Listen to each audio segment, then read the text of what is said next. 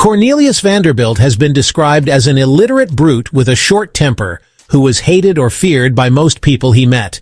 And yet, he's also one of the wealthiest men in history, an incredibly shrewd and cunning business magnate who was once the richest man in the world. In fact, when he died, he reportedly had more money than was held in the entire U.S. Treasury at the time. You see, before there was Rockefeller or Henry Ford, there was Cornelius Vanderbilt, who's been dubbed the original robber baron, the term for successful industrialists who amassed giant fortunes through extremely ruthless business practices.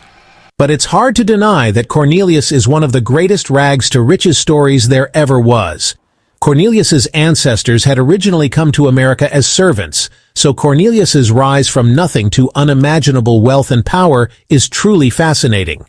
Let's now travel back in time to the early 1800s and see where it all began. At the age of just 11 years old, Cornelius dropped out of school and went to work on his father's ferry in New York Harbor, which transported goods across the river. After learning the trade, Cornelius wanted to start his own business doing the same kind of thing, which meant he needed a boat. His mother was a farmer, and while she didn't have a lot of money, she had some savings which she agreed to loan to her son, $100 to be exact, which would be enough for him to buy his own small sailboats. There was one caveat, though. In order for Cornelius to get the loan from his mom, he had to clear an extremely rocky field so that she could farm it. Cornelius had always had an extremely strong work ethic, and so he immediately agreed. But it soon became clear that removing so many rocks from the field was going to take too long. So, he managed to convince other local kids to help him with the job, and in return, he promised they'd get free rides on his new boats. Together, they cleared the field, so his mom gave him the $100 loan, and Cornelius bought his first boat at the age of just 16. Cornelius then began transporting both freight and passengers between Staten Island and Manhattan. Of course, there was plenty of competition from other ship owners doing the same thing, but Vanderbilt's strategy was to undercut everyone else and offer the cheapest fares on the market. He quickly gained a reputation for his reliable and affordable ferry services. And here's the crucial bit. After repaying back his mother for the loan, he reinvested all the profits he made back into the business. This meant he soon was able to buy another ship, and then another ship, and then another ship. This is basically the capitalist blueprint for success. It's really not that different from how Jeff Bezos built Amazon. You initially live frugally yourself and reinvest all the business profits straight back into more growth, and do this over and over again to build your empire. And because Cornelius worked so relentlessly hard, it wasn't long before he had a whole fleet of ships transporting both people and goods across a variety of different routes. People even started nicknaming him the Commodore. But then Cornelius got an even bigger breakthrough with the War of 1812 between the United States and Great Britain, when the American government gave him a lucrative contract to help transport soldiers on his ships. Somehow, though, despite working such long hours, at the age of 19, Cornelius found time to marry his cousin and later went on to have 13 children with her. Although he wouldn't find time to be a good husband or father, there are many reports of Cornelius neglecting them and having a very unhappy family life. In fact, at one point, he even had his wife briefly committed to an insane asylum. And a few years later, he committed one of his sons to an insane asylum as well, simply because he was having epileptic fits, which Cornelius saw as a sign of weakness and mental derangement. But back on the business side of things, trade was booming, and by the late 1820s, Cornelius had identified how to step his business up to another level: steamboats. He knew the steamboat technology was much more efficient than the ships he'd been using, and so he began investing heavily into buying steamboats instead. And once again, he used the same tactics that he had with his sailboats initially, undercutting every single competitor so that he had the cheaper prices and they stole all their customers. At one point, he even started offering some boat trips for free. To Cornelius, it didn't matter if he was making a loss on every trip because his logic was simple. As long as he had more money than his competitors, he could quickly bankrupt them by taking all their customers. And then, once they were out of business, he'd raise his own prices to more sustainable levels. These ruthless tactics did indeed bankrupt several other business owners. But in many cases, Cornelius would simply buy their businesses at a reduced price once the ship owners realized they couldn't compete with Cornelius's pricing. There were also a few larger steamboat companies who simply paid Cornelius a lump sum of money to leave the area and not compete on the same trade routes. For example, when Cornelius started operating on the Hudson River, a company called the Steamboat Association, who also operated there, paid him $100,000 to stop operating his ships in their territory. For them, it was cheaper to pay Cornelius off than try to compete with his low prices. Of course, every time Cornelius got a big payout like this, or he bought out a competitor at a discounted rate, his own fleet just got bigger, and thus his power and wealth increased further. To Cornelius, making money was a game, and he was determined to win. However, even as Cornelius's wealth grew, he would always be considered an outsider by the wealthy elites. His lack of school education didn't help there either, as Cornelius struggled to write properly, and the way he looked and spoke was certainly not how most of the upper class looked and spoke. But Cornelius used his working-class beginnings to his advantage.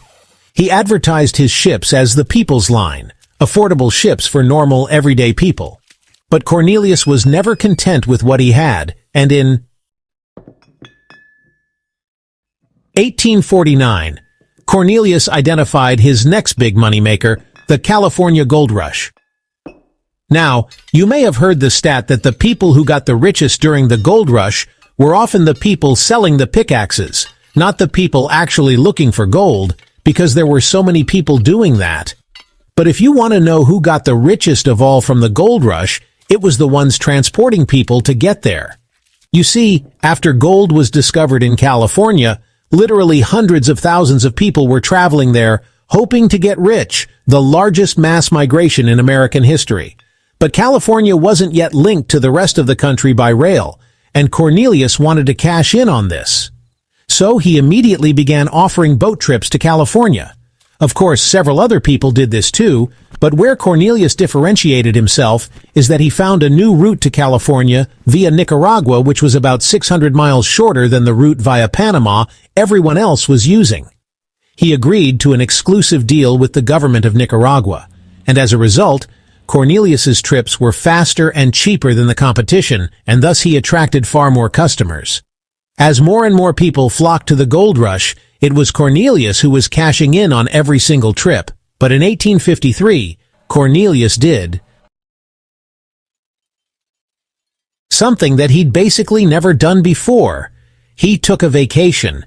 He was about to turn 60 years old and had been working pretty much non-stop ever since he was a kid. So he decided to finally have a proper break and bought a gigantic yacht to tour Europe with his family. And immediately, everything went wrong. He'd left the management of his new transport business in Nicaragua to two men called Morgan and Garrison, who were partners in the business. But they ended up betraying him and making a shady deal with the new president of Nicaragua, a man named William Walker, who'd forcefully taken charge of the country. The deal basically meant Cornelius's exclusive rights to operate his ships throughout the country would instead be given to just Morgan and Garrison. When Cornelius found out, he sent them one of the shortest and most ominous letters ever. "Gentlemen, you have undertaken to cheat me. I won't sue you, for the law is too slow. I'll ruin you. Yours truly, Cornelius Vanderbilt." And that's exactly what he did. Cornelius immediately set up another transit company nearby and used his classic trick of offering ridiculously low prices to steal customers. He then refused to transport passengers to or from Nicaragua to create a blockade of the country. He also convinced the nearby countries to not recognize Walker's new government, and eventually he helped start a war to completely overthrow the new government in Nicaragua. Basically, as Cornelius had stated in his letter, he had completely ruined those who would cross him. But before we get to the next part of the story, I want to tell you about our video sponsor, ShipStation. If you run an e-commerce business, you know the strain that inflation can have on your bottom line. Luckily, ShipStation is here to help save you money. ShipStation gives online sellers of all sizes hugely discounted shipping rates that usually only giant Fortune 500 companies get.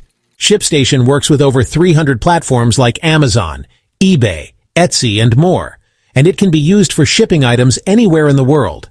Plus, not only does ShipStation save you money on shipping, it also helps you automate processes like fulfillment and tracking, so you can save time managing orders. So basically, if you sell items online, ShipStation can save you money and make your life easier. And it gets even better. If you sign up with the link in the description below, you'll get a free 60-day trial of ShipStation. That's 2 whole months of discounted shipping, so it's a no-brainer to sign up. Just go to shipstation.com/magnates or click the link below. ShipStation, make ship happen.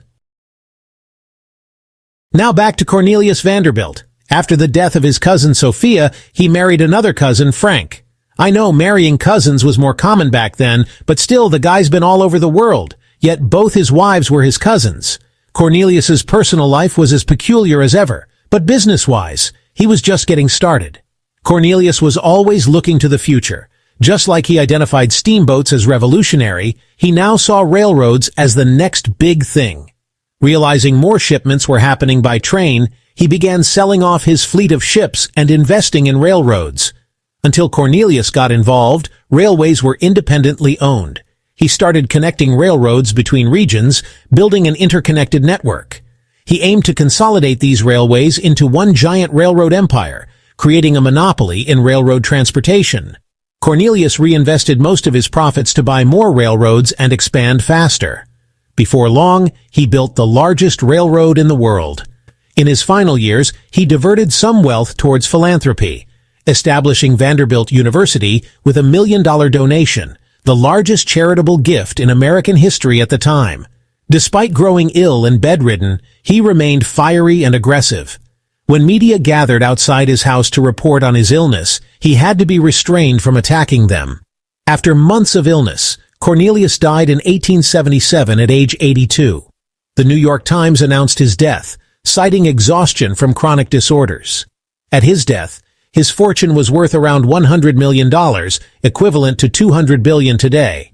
He had about 1/9 of all American currency in circulation. Despite his wealth, he lived modestly, reinvesting almost all his income into his business. Upon his death, 90% of his fortune went to his oldest son, with the rest split among his other children, whom he viewed as weak. Cornelius Vanderbilt was a polarizing figure, hated by many but grudgingly respected. He drastically improved transportation, connecting the country and shaping the American economy, turning a $100 loan from his mom into a fortune few could match. To find out about a historical figure even richer than Cornelius, click this video. Trust me, it's a wild ride. See you there. Cheers!